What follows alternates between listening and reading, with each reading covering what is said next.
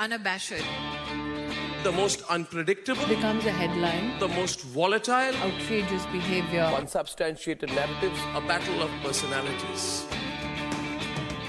Welcome to Grant Tamasha, a co-production of the Carnegie Endowment for International Peace and the Hindustan Times. I'm your host, Milan and Nicolas. As the fighting between Israel and Hamas intensifies, the world is bracing for the widening of a conflict that has the potential to escalate quickly and bring in outside powers from the region and beyond. The position India has taken in the aftermath of the horrific Hamas attacks on Israel on October 7th has been noteworthy. Unlike many countries in the global south, which offered qualified support for Israel after the attacks, India's initial response made no mention of Gaza at all, leaning into the country's newfound strategic embrace of Israel. To make sense of India's evolving position and the ways in which its Middle East policy has shifted over the decades, I'm joined on the show this week by the political scientist Nicolas Blarel. Nicolas is Associate Professor of International Relations at the Institute of Political Science at Leiden University in the Netherlands. He's the author of The Evolution of India's Israel Policy, Continuity, Change, and Compromise since 1922, and co-editor of the South Asia to Gulf Migration Governance Complex. Few scholars have examined India's relations with the Middle East in greater detail than Nicolas. I'm pleased to welcome him to the show for the very first time. Nicolas, thanks so much for taking the time. Oh, thank you for having me. It's a pleasure. And I should just mention, I hope it's okay to say that you are the father of a newborn as of just a few days ago. So extra special thanks, congratulations, and thanks again for doing this on clearly on not very much sleep. Yeah, no, thank you. I'll still be able to deliver some coherent thoughts over the next minutes. Good. Thank you. So let's start with the Indian government's immediate response to the Hamas attacks on October 7th, because I think this got a lot of attention. Prime Minister Modi came out. He immediately issued a sharply worded condemnation of Hamas's, unprecedented attacks on Israeli civilians. He, a short while later, spoke with the Israeli Prime Minister Benjamin Netanyahu, after which Modi reiterated, quote, India strongly and unequivocally condemns terrorism in all of its forms and manifestations, end quote. You had a piece which came out shortly after these events with Shumit Ganguly in Foreign Policy, and we'll link to that. And you pointed out, and others have said this as well, neither of Modi's initial statements acknowledged the state of affairs in Gaza. And of course, this contrasted with many different reactions that we saw from the global south. Did this surprise you at all? Yes. Well, yes and no. I mean, a typical political scientist answer. Yes, in a sense, as you mentioned, it contrasted with a lot of positions, I think, from the global south, but also from past positions that India had. I mean, as Professor Ganguly and I argued in the piece, initially, as you mentioned, there was two initial tweets, which were the sole reaction and seemed to be unequivocally tilting towards the support of Israel without mentioning any context or talking about the initial reprisals against Gaza, the initial bombing of Gaza. So, and the fact that we had to wait for 5 days for a reaction from the Ministry of External Affairs spokesperson.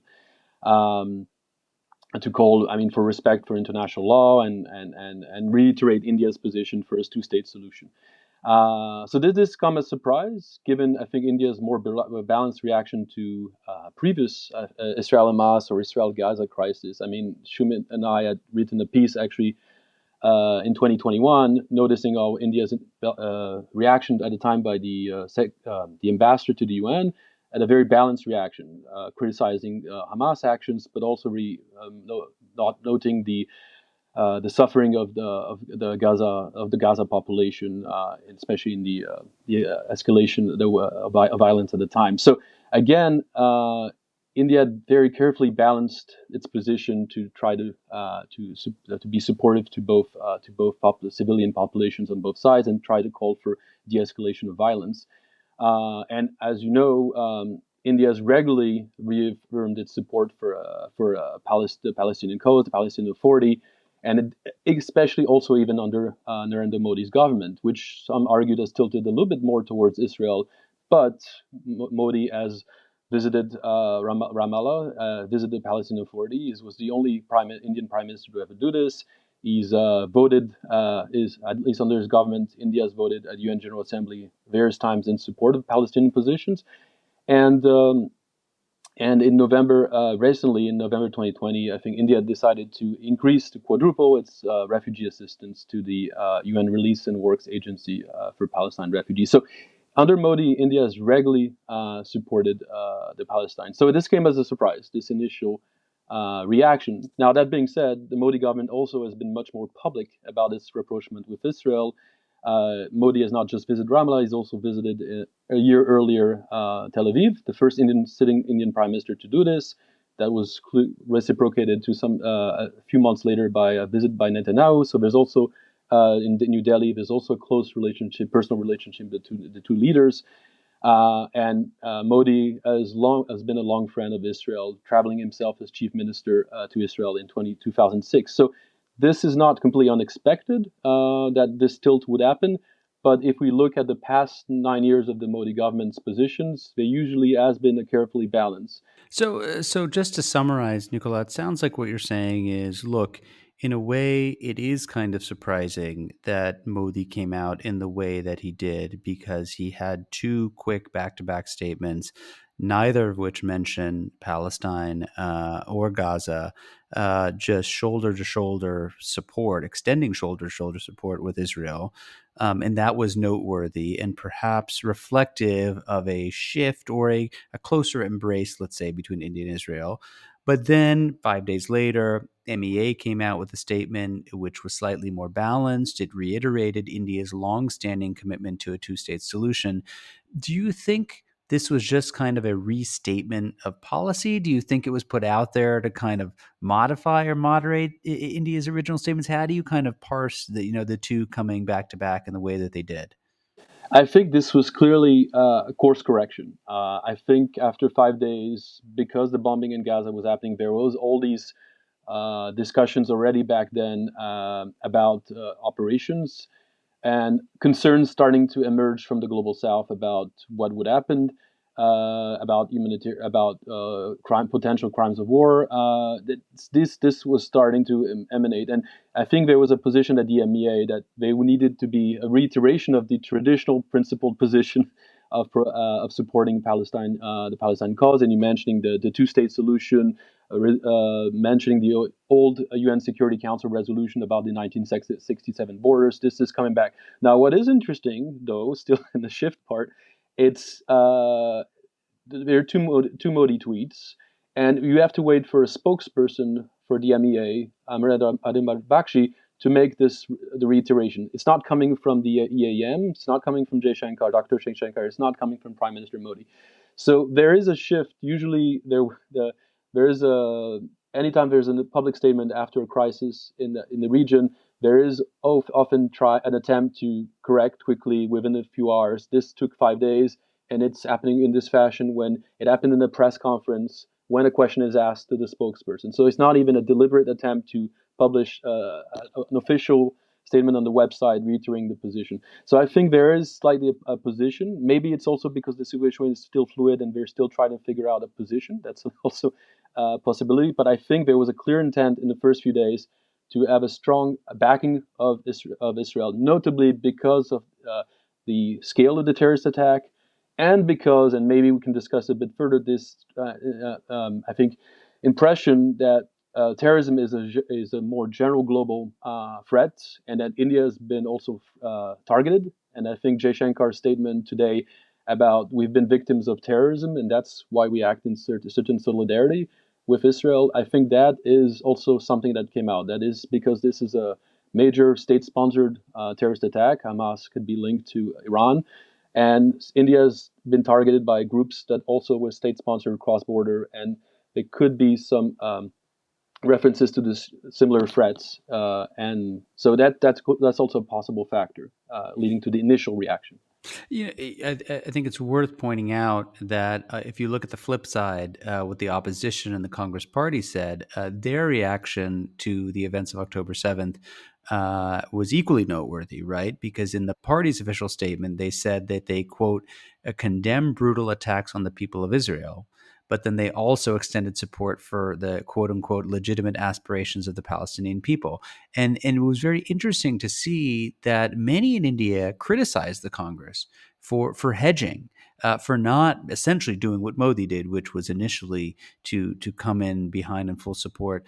Do you think this is a sign that the ground has kind of shifted beneath the Congress on this issue? That in a sense there's a bit of a social churn, and the Congress is somewhat out of step with that?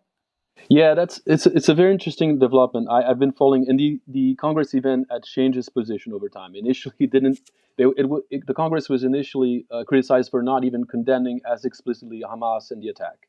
Initially, having a more pro-Palestine position and this can be explained. I mean, the Congress has held an historical position in support of Palestine, and you mentioned the title of my book in the introduction.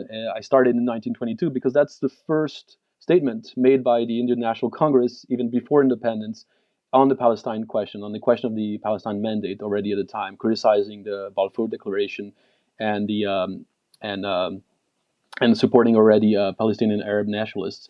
So again, this is a long-held position, and it's very difficult for them to balance these two positions. That being said, they're building also on a past consensus in the Indian public opinion, however you want to define this, or at least the one that has been interested in questions related to the Middle East, that was traditionally exclusively pro-Palestine. And we've had maybe a sort of generational change or change in the political culture that's been more supportive or more empathetic of the Israeli positions of the last, I think, 2 decades, or 3 decades since normalization of ties between the two countries. And the Congress has noticed that. The Congress was the party in power that normalized ties with Israel. It was the party that also, in the 10 years before Modi came to power, accelerated defense ties or developed agricultural ties. So it's not like Congress did also fail. There was an interest, a benefit also in cultivating ties with Israel.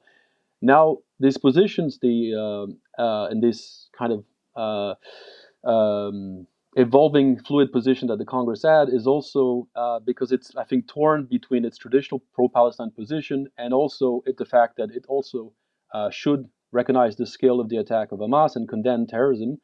And also because it knows it has developed itself when it was in power, and there's some interest benefit also in developing, cultivating ties with Israel from various reasons, defense, economic, or agricultural cooperation. So I think all of this does come into play and explains the complications of that the Congress has been accused of. Now, the Congress has been edging, but you can argue edging has been a bipartisan kind of thing because, as I mentioned earlier, the BJP has also tilted between supporting Palestine or Israel, or trying to carefully navigate between the two positions. And edging has been a traditional position, I would say, also of India vis-a-vis the broader Middle East. Just to kind of highlight the social churn a little bit, there have been some analyses that have shown that a significant majority of tweets shared with the hashtags Israel under attack or I stand with Israel actually originated from within India. And I think a lot of people from the outside who saw this and read news stories about this were surprised, because it wasn't obvious to them why ordinary Indians would have such a large stake in the conflict, or necessarily why they would sympathize with the Israeli perspective. In your view, Nicolas, was this a coordinated response? Do you think it was an organic reflection of, again, changing social currents? How do you make sense of why you saw these trends on social media coming from within India? Well, I must admit, I was also surprised, like many, and I'm a close observer of that relationship between India and Israel, and the scale of this kind of reaction in social media, whether you mentioned Twitter, but also there's been mention of a lot of Facebook, WhatsApp groups that have also commented on what was happening, and also relayed, and especially also given the scale of social media usage in India, obviously relayed to a greater scale some of the messaging coming from Israel, but also developing its own messaging on the situation. There's been a lot of reports from certain media about also, and again, we have to be careful about systematic studies of this, but some fake information also originating from Twitter handles or coming from India. So this is something completely, I think, novel, and because in my observation, in my different studies or interviews in India, there's not that much knowledge about the intricacies of the Israel-Palestine dispute or conflict, or in the history of it. And so this interest was completely novel, and to the wide scale of the reactions. I think for it's not so much about a close interest in the situation per se. I think it's a reflection of internal, I think, issues and internal political issues, and because a lot of the tweets that you mentioned, the Twitter handles that have been identified about relaying some of the Israeli messaging, can be linked to groups or websites that are traditionally supportive of the BJP, Hindutva, RSS, or Hindu nationalism more broadly. I think it's broader than that. It's not just these groups, but a lot of media accounts have been noticing coming from that ecosystem. And it's not clear what's leading to this, but I do think there is some fascination with Israel. Um, Ideological interest that has been very long historical within the BJP about Jewish national project. That's one. About counterterrorism, that there's been a long fascination, I think, by the BJP and its broader support base on the way Israel has been able to deal and fight terrorism, both internal and external security issues. And there's also an argument that's been advanced by a few scholars about interest also in the ethnic democracy model in Israel, and as theorized by Sami Smua, and this close interest in Israeli politics and that side about the institutional evolution in reforms in Israel. I still think it's mostly social media messaging that is for internal consumption. Again, I mentioned elections are coming up. And there's many analogies that have been made with terrorism issues in India and also internal security issues in India, and flawed analogies, mostly no strong empirical corroboration. Maybe 26/11 is the most relevant analogy of an attack. I've saw a lot of tweets referring to Mumbai 26/11 and the operations by Hamas on October 7th. But I think what I've seen in the messaging is this warning that this could happen in India. These kind of operations could happen. It might not be that to the same scale, but the only leaders that could fight this are Modi and the BJP, because there's been a strong messaging that Modi and the BJP have been stronger on counterterrorism than the INC, arguing that there's been no terrorist attacks since 2014. There's been that messaging.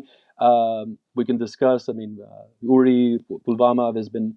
But especially the reactions to these attacks, and this also has been mentioned as something that's been emulated or in the same league as Israel's counterterrorism operation or our strategies. So I think this is not trivial. But I think it's mostly about. It's mainly for internal consumption in the run up, maybe to the elections, trying to argue that this is a warning, and maybe the BJP is the only movement or political actor that could prevent the same kind of atrocities or the same kind of attacks that we've witnessed in Israel. But again, the analogies for me are not so clear. It's purely political messaging. I mean, what was so interesting is, shortly after the October 7th attacks, the BJP's official Twitter handle did have this montage of terrorist attacks that took place under the previous Congress government's watch. I think that's the one you're referring to, between 2004 2014, with the caption saying that, we stand with Israel, this has happened here too. And of course, it selectively chose all of the attacks which took place in that 10-year period, forgetting about some which took place after 2014. But just to kind of extend this a little bit further, Nicolas, I mean, it is interesting in another dimension, which is the alleged assassination of a Sikh separatist leader in Canada, Hardeep Singh Nijjar. Many people in India, both in the op-ed pages and on social media, have said, look, there's no evidence that India did it, but if they did do it, well, Israel has been doing this for a long time. And it just shows that the RNAW, India's external intelligence agency, is now on a par with, say, the Israeli Mossad, right? So there does seem to be a bit of security envy, I guess you could say, of what Israel has been able to do from within inside the Indian establishment. Do you sense that as well? No, I sense that. I mean, there's clearly. You mentioned this interesting two-pronged defense of the Kenzie accusations by Prime Minister Trudeau. Is that first we didn't do it? There's no proof, and or show us the proof. And if we did it, and maybe that's not the official position, but it is again this sportive social media ecosystem that, and what if we did it? Other countries that have done it, look at Israel.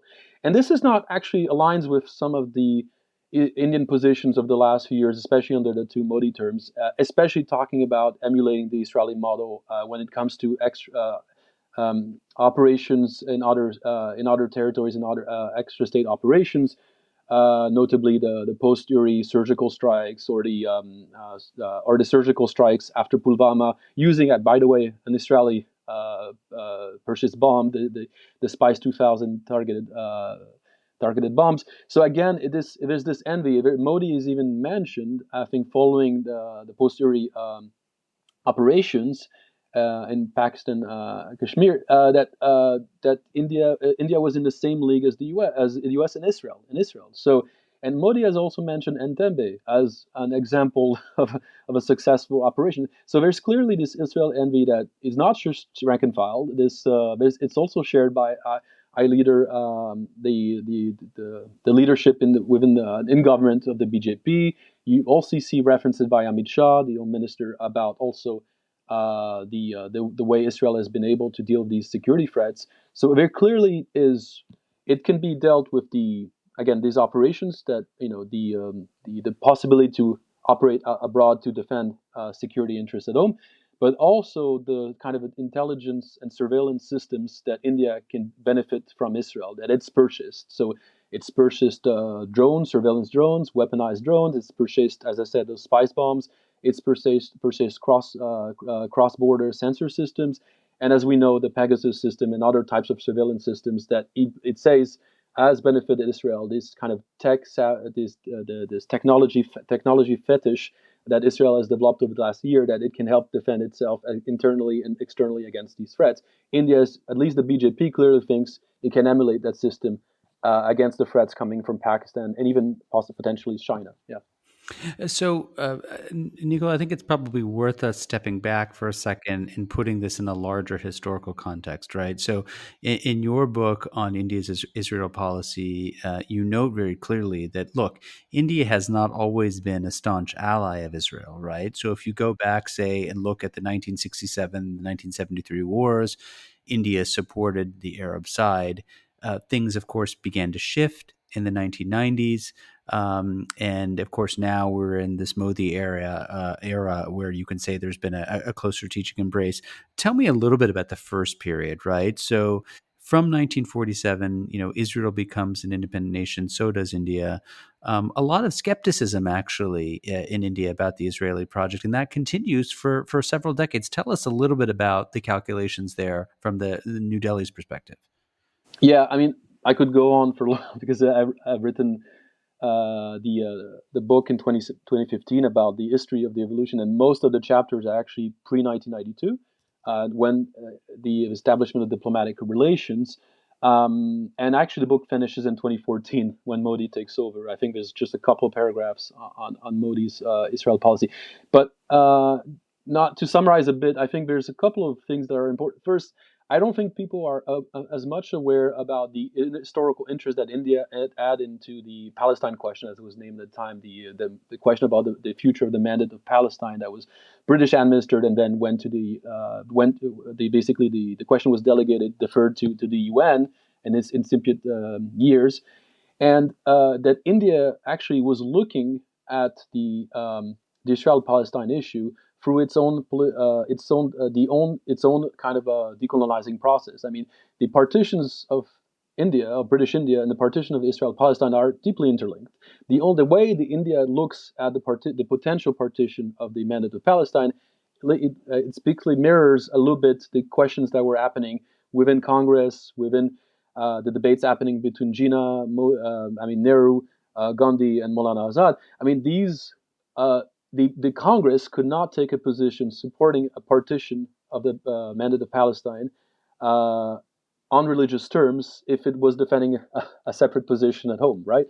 So this actually shaped, I think, India's initial reaction. And India actually volunteered its role into the UN SCOP, which was the initial committee, as you know, that decided and voted on what would become of the mandate of Palestine. And India voted at the time for a federal solution. a federal solution with a majority Arab state, but with constitutionally guaranteed minority religious rights for the Jewish population. Now, that was a minority vote. The majority voted for the partition, so Israel was created as a state, or declared itself as a state soon afterwards. And India, as you mentioned, a couple of years later, despite initially the fact that it didn't support the creation of Israel on the creation of a Jewish national home, recognized Israel, because, as Nehru mentioned in a letter to Chief Minister, that basically its existence was a recognized international fact, right? So India did recognize Israel in 1950, but did not establish diplomatic ties for another 42 years. But another thing that I would mention in talking about these 42 years of non-relation, India did not also have relations with any Palestine entity for many years. India was very circumspect about diplomatic dealings with the different representations that existed of the Palestine cause, because it didn't know if these were actually sole and legitimate representative of the Palestine national cause, or these were actually the basic instruments of other Arab states defending their own interests. So it's not that India did not have relations with Israel, it also did not have relations with any Palestinian political entity until the 70s, when it developed close relations with the Palestine Liberation Organization, with Yasser Arafat, and it became the first non-Arab state to recognize the PLO as the sole and legitimate representative of the Palestinian people. So this is an important, I think, context, because people think that India was skewed towards one position, but it was actually much more of a fluid position.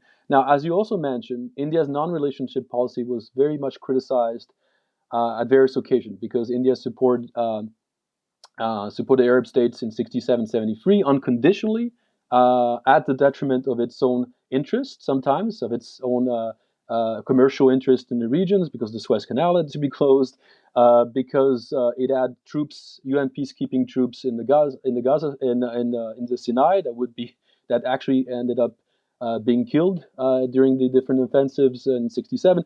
So again, India decided to have this strong pro-Arab position. This was not reciprocated in the different conflicts of Pakistan. The Arab states and Muslim states mainly aligned with Pakistan, and even during the 1962 conflict with China, there was not a clear support, I think, by the Arab states in favor of India. And in the meanwhile, Israel unconditionally supported India on every occasion. So this was strongly criticized, and I think I mentioned this in the book. There's this interesting coalitions. It's not a organized political coalition, but there's this coalition of interest. The Bharatiya Janata Sangh, so the predecessor to what would become the BJP, the Swatantra Party, and the Praja Socialist Party, which all advocate for normalization of ties with Israel and criticizing the Congress Arabs policy, its Middle East policy. So there's always been a debate. It's not been a one-sided issue.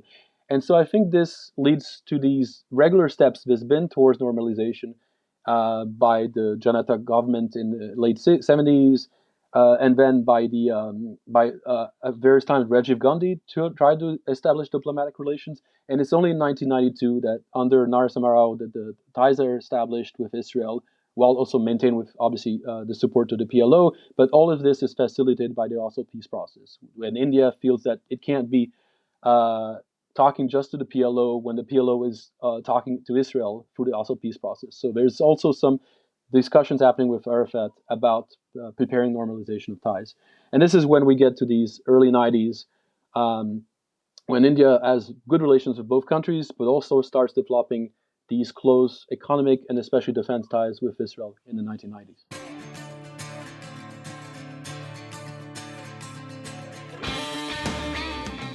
Hey, Grant the Masha listeners, thanks for listening to the podcast. Putting this show together each week is a labor of love, but it takes a lot of work to put out a great show every week.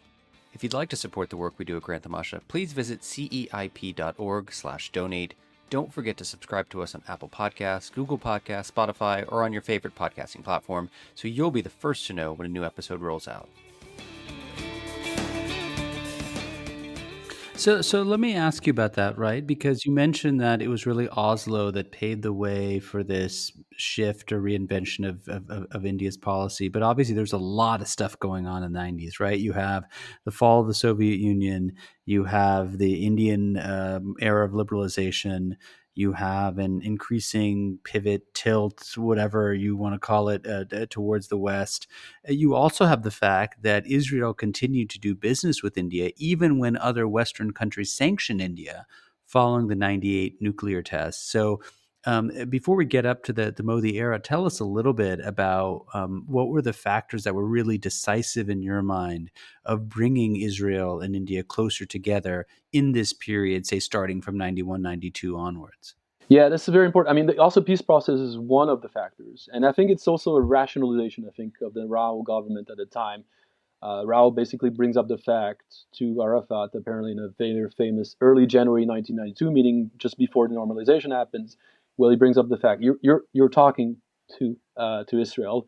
We need we should be also there, maybe in these peace conferences that are happening in Madrid, Russia, and Moscow. So maybe we should also be part of this process. Maybe we should start normalizing diplomatic relations. And Arafat gives its political kind of he vouches for this normalization in a public statement. So again, this happens, but there's also, as you say, the liberal economic liberalization that is forced a bit on India because of the balance and payment crisis, and also India needs to develop closer relation with the U.S. and with some of the main Bretton Woods institutions, etc. So it needs to normalize its relation with Israel because it needs to support the U.S. and the U.S. has often placed a condition on India, especially in the 1980s, when you have the Anti-Defamation League criticizing India's policy towards Israel, that India needs to develop ties with Israel.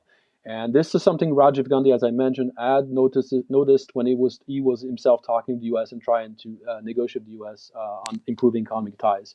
That Israel came up a few times in his discussion, especially with people from senators and congressmen.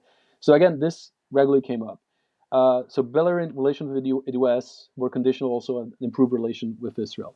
And finally, you mentioned the USSR dissolution. Overnight, India loses can't rely completely on its traditional weapons supplier, 70% of its equipment. So it needs to find both new weapons. New weapon sources, where you can get equipment relatively cheap, as the USSR used to be able to offer it, and also ways to upgrade and to find spare parts of Soviet Russian equipment. And in these two things, Israel was a reliable partner. It could provide some degree of defense equipment at a cheap and fast, and it had developed a good experience also in upgrading and or maintaining Soviet equipment by its own. The fact that there was a Russian immigration to Israel, and also had also captured a few Soviet equipments during its different wars with the Arab states. So this is something that helped. And what you mentioned is 1998, the nuclear test, 1999, the war of Kargil. Israel is one of the rare countries which does not discontinue weapons procurement, does not provide weapons, and also does not provide spare parts and ammunition provides a weapons and spare parts, ammunition and spare parts to India. So it's one of the rare countries, and this is it helps its impression to be a reliable supplier in dire times, basically. This left an impression on the BJP, which was in power at the time, and also in Congress. I think Congress also regularly mentions this after he comes back to power in 2004, that Israel was there when the U.S., the Russia were not able to provide equipment to India in its different conflicts, and its 1999 conflict with Pakistan.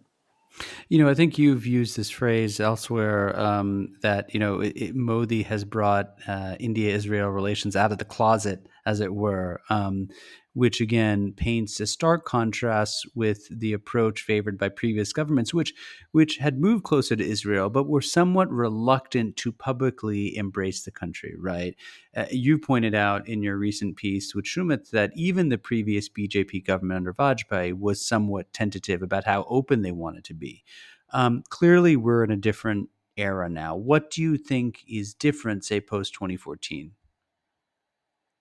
Yes, that's a good question. I mean, I fact a couple of factors are different, obviously. Contrary to the Vajpayee government, or even to the previous Congress governments that have been in power in the 90s and early 2000s, is Modi's personal. Modi is with a government. His government is basically a one-party majority. So this gives him kind of this political leverage. So it facilitates a more public engagement. He doesn't have a coalition, or his coalition, he's less beholden to the coalition and to different foreign policy or domestic constituency interest, and notably to potential domestic Muslim population. If you believe that there is such a thing as a Muslim vote when it comes to relations with Israel, so this clearly gives kind of a freer hand to Modi and India at the time. There's also Modi's personal history with Israel, which as I mentioned, Modi has traveled as a chief minister to India, to Israel, sorry, and that happens in 2006. This is only 4 years after Godra, when Modi is not such a welcome politician in many parts of the world. Uh, and he has promoted better trade and agricultural ties between Gujarat and Israel. So again, to the point that when he becomes prime minister, the Israeli media labels him as one of the best friends, one of the best Indian friends to Israel. So there was this expectation that he would change also the relationship. So the one part, yeah, I think one other thing that happens, Modi comes in, and he, despite all the expectations because of his history of Israel that he's going to improve or publicize the ties, he only travels to Tel Aviv in 2017. So that's 4 years after coming into power. Before that, he travels to Dubai, he travels to Riyadh, he travels to Tehran. So I think there's also a cultivation of ties with key Arab stakeholders or Arab state stakeholders in the region before making the jump to publicly embrace Israel and to going to Tel Aviv. So I think this is also very carefully managed by the Modi government, and also to some degree maybe also coming from his national security advisor and the MEA carefully preparing this. Because I think his personal predisposition would have been to travel to Israel earlier, but there's all these other interests in the region, notably better economic ties with the GCCs, etc. And finally, one thing that we should mention is when he comes to power, this 22 years of normalized ties, notably reinforced under different Congress governments, which were the most pro-Palestine advocates. So again, this made the public embrace, I think, easier than under Vajpayee's term. But Vajpayee, to also add, welcomed Ariel Sharon in 2003. He has not been able to travel to Israel, but he still had also more openly engaged Israel than Congress governments. But this was easier, I think, for Modi, given the history, the 25 years history of normalized ties with Israel. So you've raised a critical point I wanted to ask you about, right? Which is that at the same time India has built these new bridges with Israel, it's also expanded and deepened ties with many Gulf states, the so-called GCC countries. We had a situation a few years ago when a BJP spokesperson made inflammatory comments about the Prophet Muhammad. It appeared that under pressure from Gulf Arab states, is what led to the BJP to actually deal with this spokesperson who made those inflammatory comments.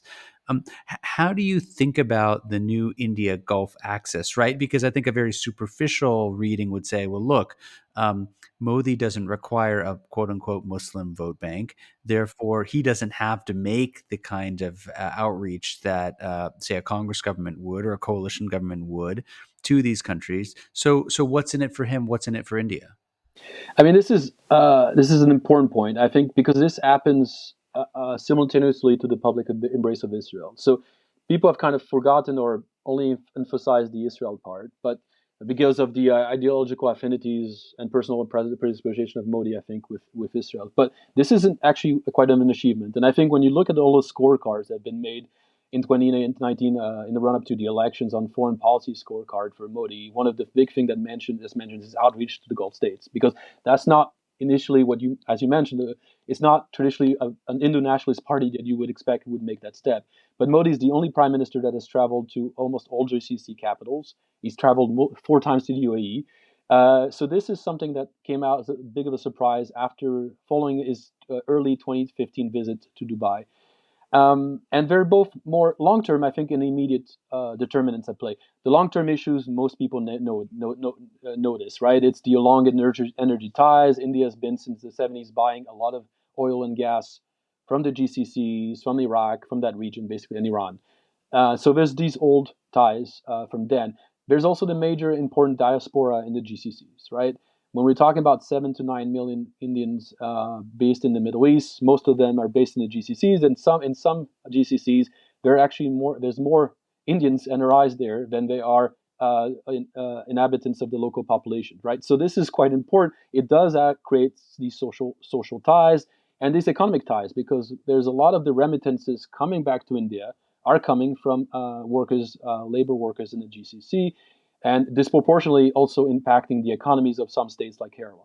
So these are old as Dr. Sheshankar mentioned.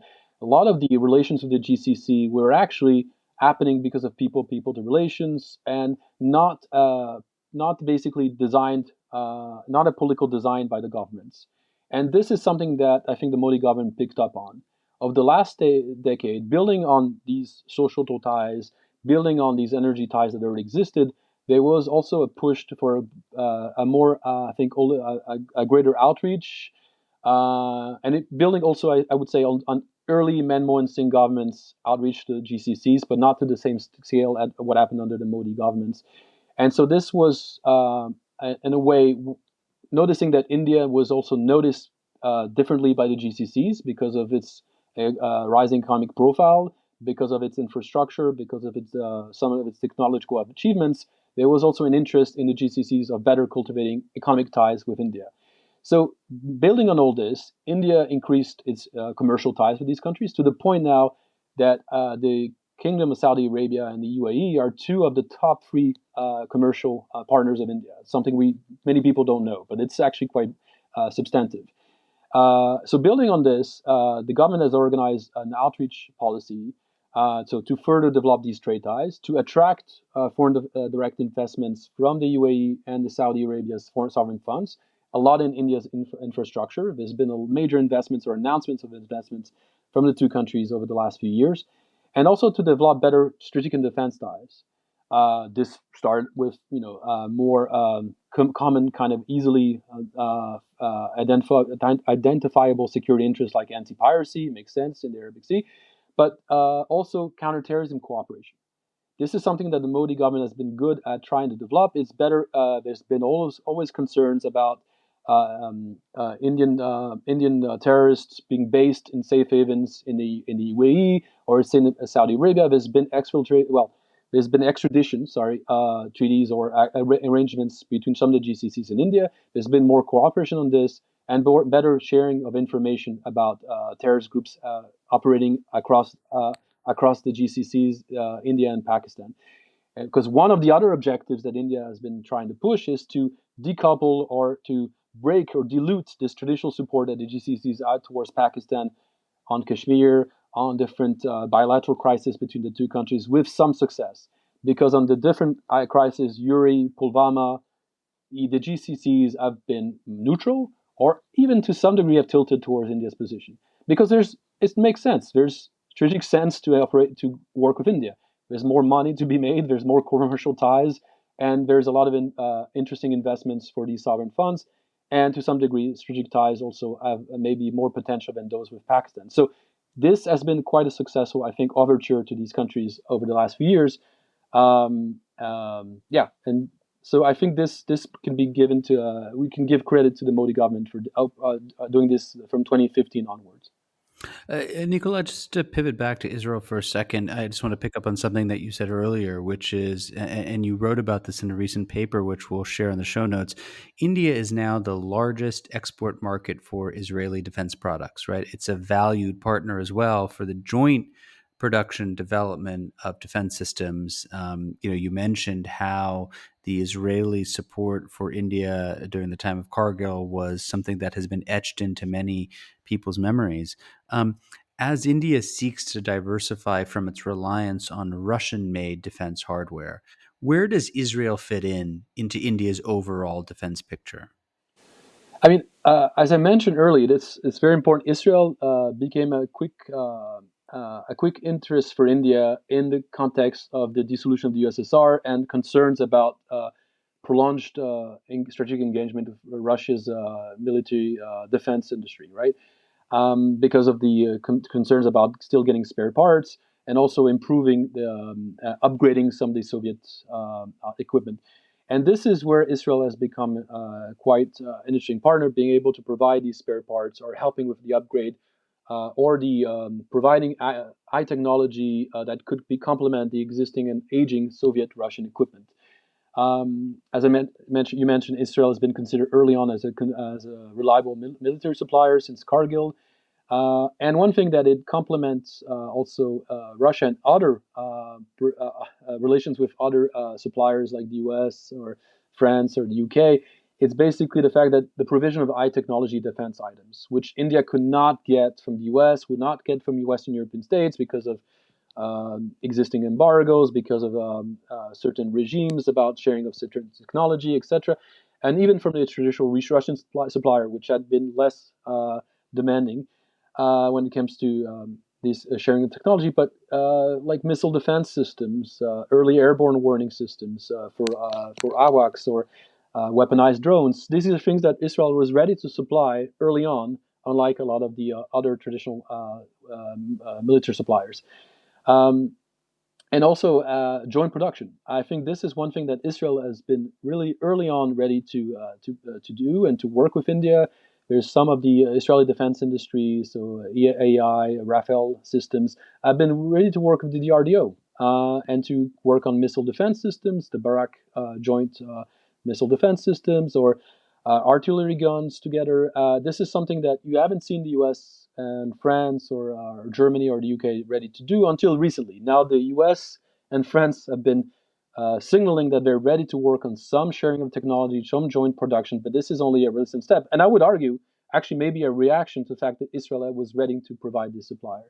So India has never been like Russia, US, or even France, competing on big defense item tenders, fighter jets, etc. But it's been able to provide this kind of complementary technology, which provides kind of qualitative edge to India vis-a-vis Pakistan or China. And this has been able for Israel to be still in the top three military suppliers for India after Russia, US, or France, depending on which year you look at the CPRI data. But now, similar to Russia, one caveat is Russia is not able to provide some systems or spare parts these days because of its war in Ukraine.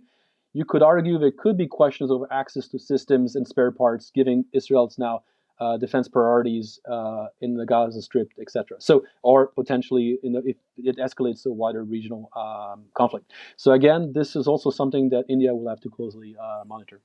So, Nicola, let me just kind of bring this to an end by asking you a little bit about the future, which is an area that political scientists fear to tread. But let me kind of put it to you this way.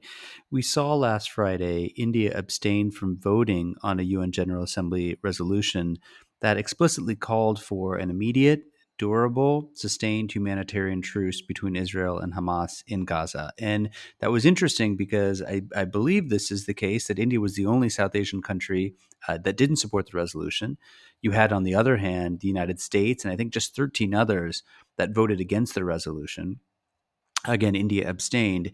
In your mind, as you look ahead, what are the factors that will determine if India can continue to thread this needle, right? It has an important set of relationships it wants to maintain and build on with Gulf Arab countries. At the same time, it has a budding defense, high technology partnership with Israel. How do you see this playing out? What are the things we should be looking out for? I mean, the vote on Friday for me was not so surprising. This is part of what I would call a more subtle, tilted edging strategy, where India has been not unlike maybe previous governments, whether it's INC or previous BJP governments, has been systematically pro-Palestine in a lot of the UNGA votes. Now it's moved towards being systematically voting pro-Palestine to more edging between support for Palestine on some votes, abstention on some votes, which seem to be condemning too explicitly Israel, or maybe now the caveat will be not condemning Hamas, because Hamas is clearly a security concern for India, or analogy that can be coming up when India is facing similar external, or what it's perceived to be similar external security threats, terrorist threats, and it wants to be some kind of reciprocation. So I think will be maybe qualifying or explaining the case-by-case basis, I think, on U.S. votes. So we are not Indian votes at the UNGA or on another multilateral settings, because this has been happening since 2014 and Modi coming to power. There's been some votes where India was perceived to be tilting towards Israel because it didn't vote similarly to previous years. But this is what the BJP has been arguing. It's more a case-by-case basis kind of evaluation of the voting, the actual merits of the vote. And I think this is what we're going to see a bit more. The new terrorism mention, condemning explicitly terrorism, I think will be something that will be coming further in those debates. Because India has been actually, mind you, it's actually a couple of years ago, it voted against a US-sponsored resolution condemning Hamas. So it's under Modi government, it's abstained on this kind of vote. So I think it's going to be a new position, but it's going to be what you mentioned about also carefully balancing with its other Arab partners in the region. India has to be careful with its relation with the GCCs. There's a lot of economic interests, as I mentioned, major commercial ties, major connectivity projects. We could mention I2U2, the EMEC, that was announced at the G20. So India has been also carefully follow what the UAE, Saudi Arabia, which were normalizing at the time of their ties with Israel, and this could all be coming back into question with the recent crisis. So India has to carefully manage this and see that it has not to be perceived as tilting too much towards Israel if these countries also are carefully balancing or then taking a position. One example of this becoming problematic is Oman just announcing that it will not allow its airspace to be used by Israeli air flights. So this creates questions about India could have been able to open air routes to a very fast one to Tel Aviv over the last few years because of Saudi and the Omani authorities permitting Air India flights to go directly to Tel Aviv. If this becomes disrupted, there's many more of these broader kind of normalization in the post-Abraham Accords that India was welcoming that could also go back to a carefully edging strategy, whereas India had been basically one of the biggest benefiters or benefited the most, I think, from the context of the last few years where Israel had normalized its ties with the Arab states. So this could also all come into question in the coming months. My guest on the show this week is the political scientist Nicolas Blarel. He is an associate professor of international relations at the Institute of Political Science at Leiden University in the Netherlands. He's also the author of The Evolution of India's Israel Policy, Continuity, Change, and Compromise since 1922. Nicolas, you are going to embarrass all new fathers the world over because you have managed on very little sleep to be amazingly coherent and very thoughtful about what is a very interesting but also very complicated set of relationships in the Middle East that has changed a lot in recent years. Thank you so much for spending some time with us today. Thank you, Milan, and thank you, everybody. Grant the Masha is a co-production of the Carnegie Endowment for International Peace and the Hindustan Times. This podcast is an HT Smartcast original and is available on htsmartcast.com. You can also find us on Apple Podcasts, Google, Spotify, or wherever you get your podcasts. Don't forget to rate and review. It helps others find the show more easily. For more information about the show and to find the writing we mentioned on this week's episode, visit our website, grantthemasha.com. Tim Martin is our audio engineer, and Mira Verghese is our executive producer. Thanks for listening, and see you next week.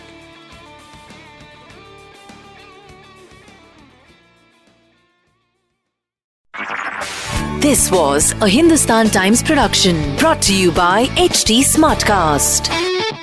HT Smartcast.